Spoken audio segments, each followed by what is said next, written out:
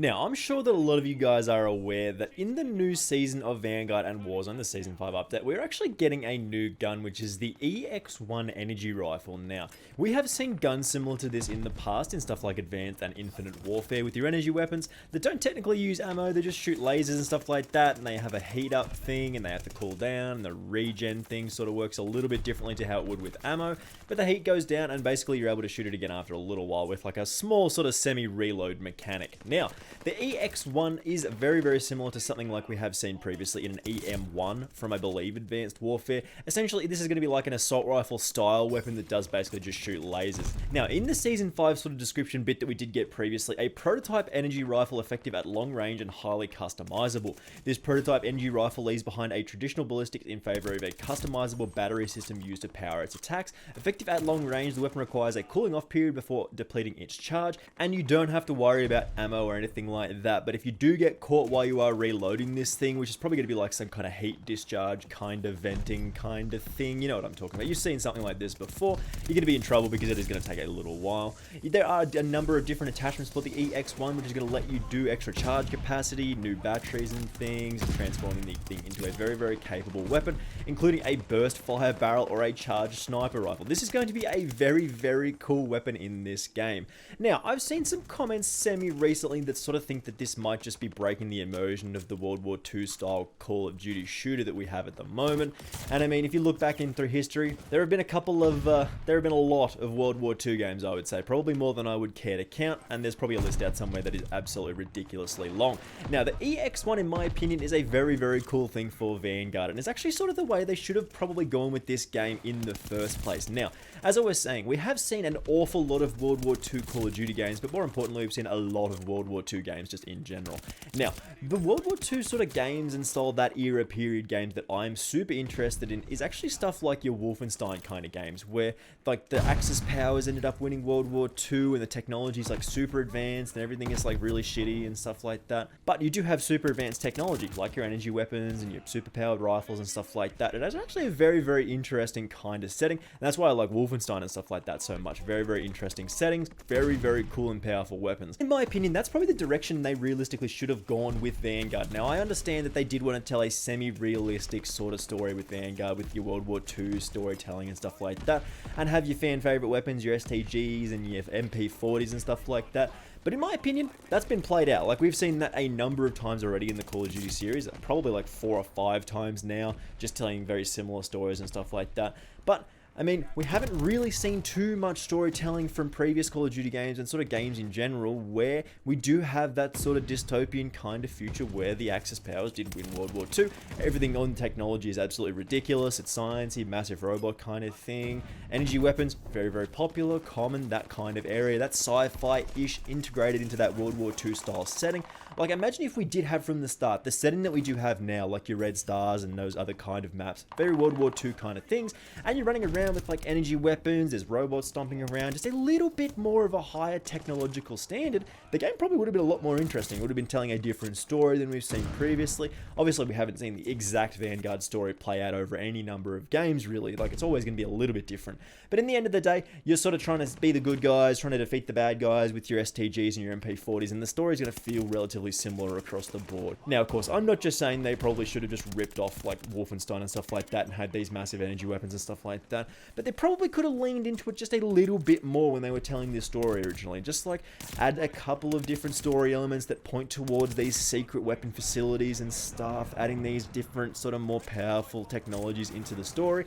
That of course bleeds into like the multiplayer and then Warzone and stuff like that. And again, you sort of weave this throughout both of the gameplay experience, and you tell a story throughout the seasons that does sort of lead to us getting towards these very, very powerful, like technologically advanced weapons, like your energy stuff, like your EX1s, and of course your energy rifle stuff, your energy SMG, shotguns, that kind of thing. I feel like that just would have been a more interesting direction than the one that we did get with the Vanguard stuff, because at the moment we're just sort of getting like an energy weapon, the EX1, out of nowhere, which does feel kind of weird, kind of of jarring. I guess, of course, we are bringing back the old villains from previous games, but at the same time, like, we could have had a little bit more of a woven story here with, like, the energy and the technology being advanced along the way, rather than just sort of seemingly dropping this out of nowhere and being like, yep, we're going wacky now, we got the energy rifles, good luck to you. Now, this probably does more bleed into a larger issue with, like, the World War II style setting that we have seen a number of times already in Call of Duty games. We did speak to that a little bit already. It's kind of just a little bit played out at this point. We've mostly seen a lot of the stories that they can tell from World War II, and while they are interesting, and World War II is one of the most interesting things in human recorded history, like, it's absolutely fascinating what went on in that period, absolutely terrible period of time, but it's very, very interesting, and there's a lot of stories to tell. But in games, we've sort of covered most of the ground that we can cover here, like the good guys beat the bad guys in the World War II and the story we talked about previously, and this sort of more technologically advanced storytelling would have been a lot more interesting in my opinion, and maybe would have kept people interested in the game just a little bit longer than the stuff that we've seen already. Now, as I said, I did see a couple of people like on Twitter and stuff like that sort of wondering why exactly we were getting these sort of energy weapons getting added to the game now, rather than just sort of throughout the period of time. It does again feel like they are breaking their World War II immersion and stuff like that. But again, if they were going to do this, I realistically think they probably should have done this from the start. I feel like it would have made a little bit more of an interesting sort of setting, interesting story. Because imagine running around Red Star or something like that with like an energy weapon from the start.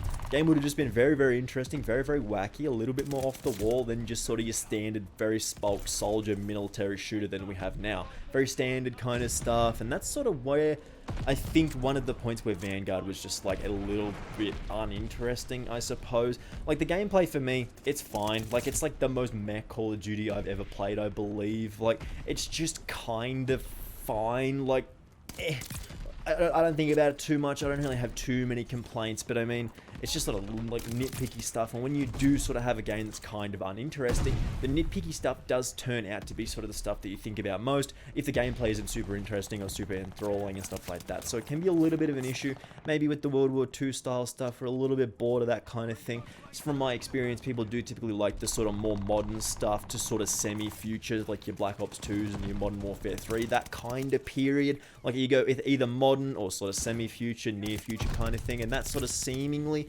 where people do sort of enjoy the games for the most part. And of course you can push it a little bit further with like your exosuits and your Black Ops 3s and that kind of stuff. And then once you sort of get into like the real future kind of stuff with your Infinite Warfares, people just sort of tune out a little bit, I think. So there is a fine line to sort of walk. And again, they have already covered this stuff a lot in like your modern to your near future stuff, and that's what happens when you make like 17 or 18 games in the same series. You do cover a lot of the same ground, and once you do sort of get into like the 17th, 18th games in the Call of Duty franchise, if you're not telling a super interesting story, you're just kind of telling a mess story, which is not ideal. Obviously, people lose interest and they sort of drop off a lot. Anyway, as I was saying, back to the EX1, I am very excited for this thing. Again, the attachments on this thing do sound very cool in the Season 5 update for Vanguard and Warzone. The fact that you can add like a different heat muzzle for extra charge capacity, inserting a new battery, and transforming the EX1's capabilities with the burst barrel. I'm very excited to see what that's going to be like. Burst energy weapon in the game, or a charged sniper barrel. I'm super excited to see all the stuff that we can mess around with the new EX1 Energy Rifle. And I think it's a fantastic thing that they definitely should have added in the game from the start. Just go a little bit more wacky, a little bit more off the wall, instead of telling the same tired World War II story that we've seen a number of times already. If you do agree with me and you do want to see more of the energy weapon stuff added to the game, make sure you do hit that subscribe button with those notifications turned on. I do very much appreciate it, and it really does help me out. I'm actually super excited for all of the Season 5 content, and hopefully you are as well. And again, hopefully that means I will see you in the next video. Bye!